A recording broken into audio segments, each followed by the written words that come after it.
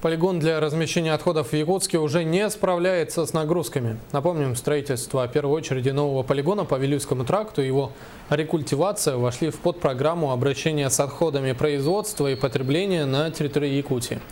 По мнению Юрия Куприянова, необходима разработка новой проектно-сметной документации строительства полигона, потому что предыдущие проекты уже не отвечают современным требованиям.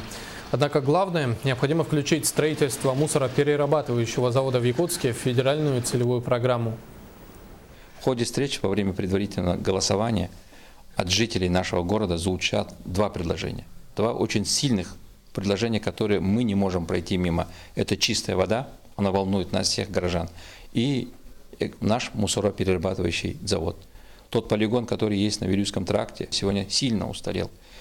И вот этот позыв горожан, это желание жить в чистом городе, чтобы в год экологии нас поддержала Российская Федерация, я внес предложение главе нашей республики, предложение наших горожан. Это ваши, якутяне, предложения. Это наше желание жить в чистом городе. Егор Афанасьевич поддержал эту инициативу, он поддержал нас всех.